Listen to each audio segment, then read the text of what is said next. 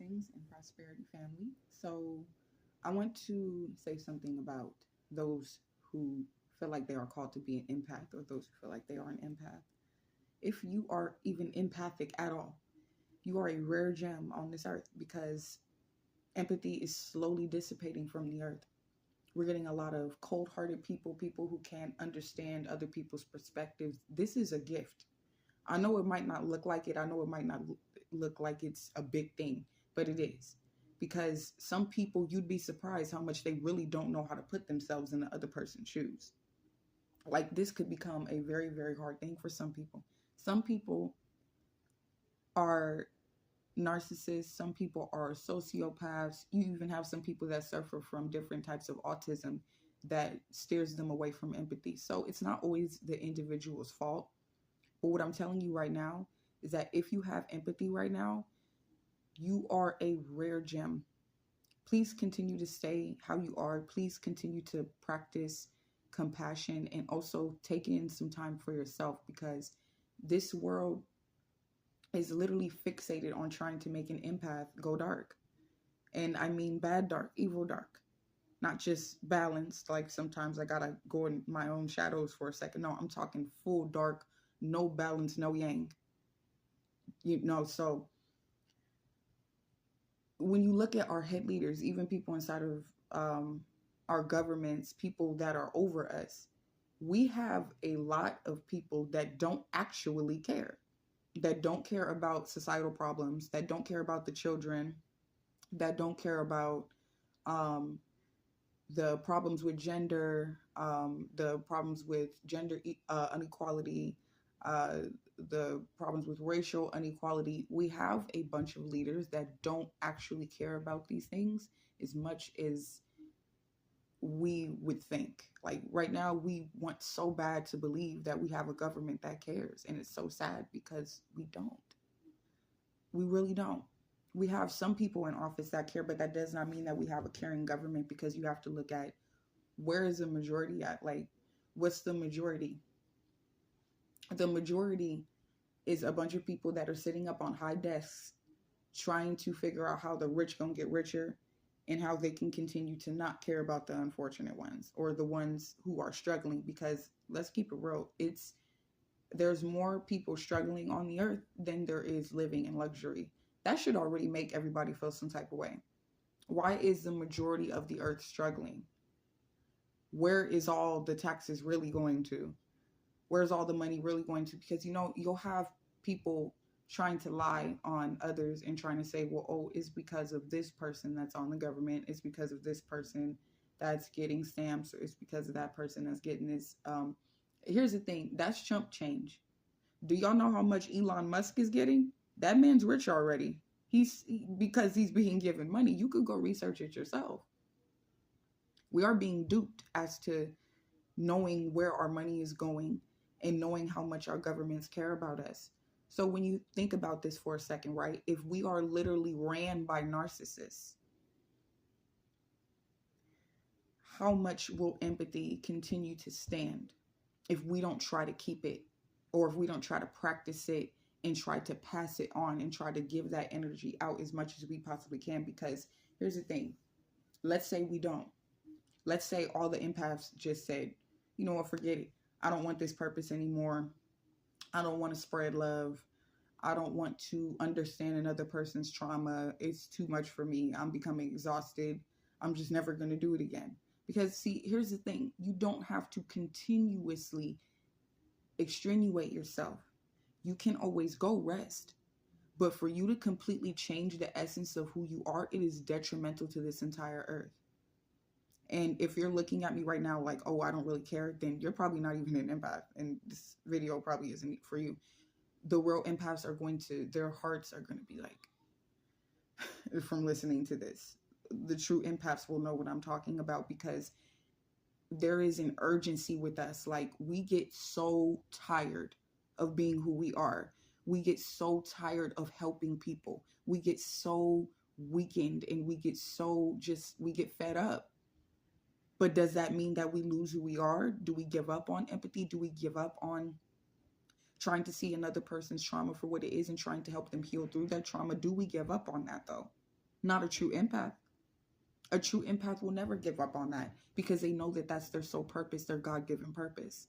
And they know that if they don't do that, it will be detrimental to the entire earth. And they know that the entire earth and the whole universe is beyond just their personal experience. They're humble enough to know there are things beyond me. There are things above me. And yes, there are things below me, but there are also things above me. So the urgency I feel right now is to just stay true to that. Don't lose it, please. I know it's hard. I know people are irritating. I know people are not self-accountable. I know that people, it gets too much sometimes. It becomes a little bit too much. And I understand. There are some of us that have already given up, probably, that are like, you know what, I kind of gave up on the empath thing a long time ago. But the truth is, if you are a real empath, no, you didn't. You are in your breathing stage. A true empath will never stop loving. They will never stop caring, and they will never stop feeling because it is the core essence of who they are. So don't feel like you can't don't feel like you are a bad person or you have completely lost your empath card just because you went to go rest and you didn't want to link into everybody's emotions and connect to everybody's emotions right then and there. That doesn't take anything away from you because we're not robots. We can't just do this 24/7. And what we have to understand too is that they're all vultures. That's why we need constant protection. That's why things can't just be love and love and light, love and love and light, love and light all the time. You read the Bible, you read the book of Enoch, you read the Apocrypha, you read any ancient sacred text. It will let you know the secrets of balance and how urgent that is. Everything needs to be balanced, including your empathy, because if not, it will go completely out of whack. You won't know how to tame it. And then you'll just be around like being overly sensitive to everything and just crying all the time and trying to hug everybody all the time when they probably don't even really deserve a hug because they got their own demons.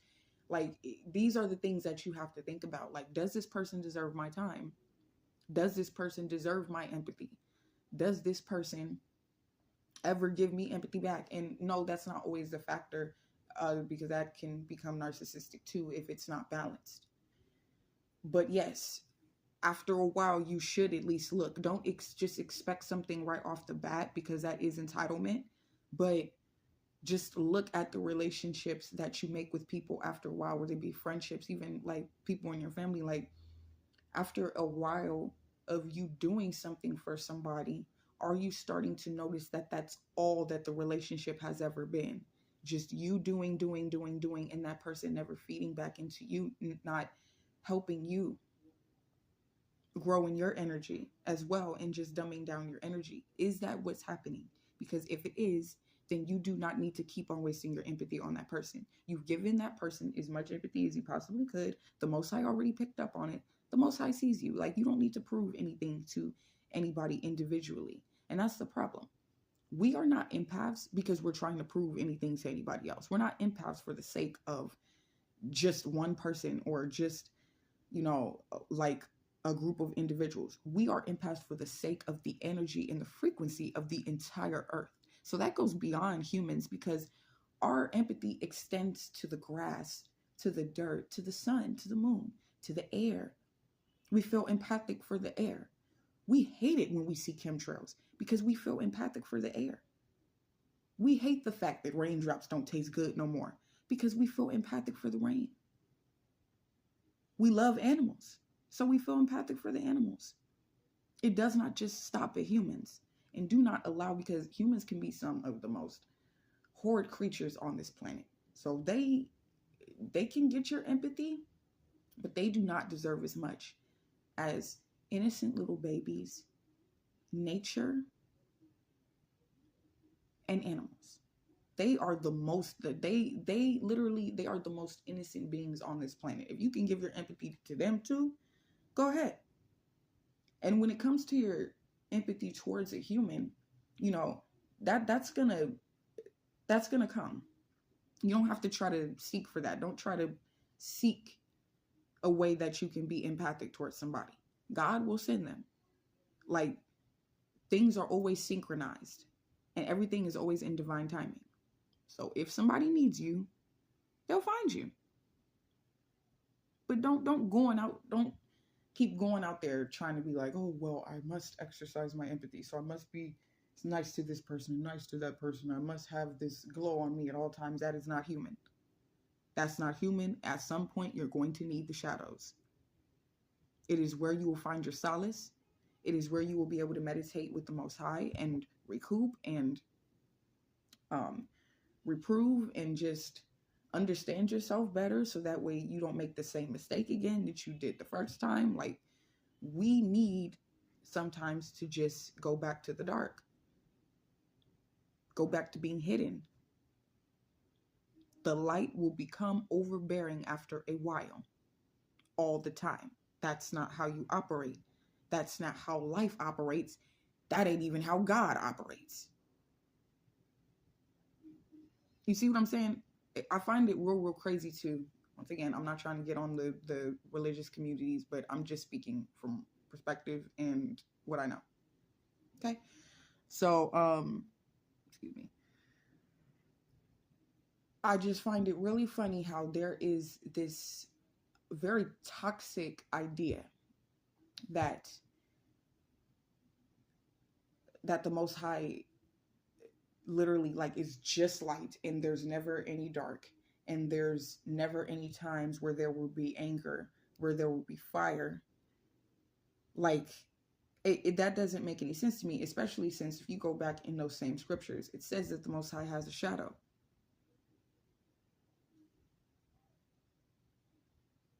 And yet we will get demonized immediately if we even bring up shadow work.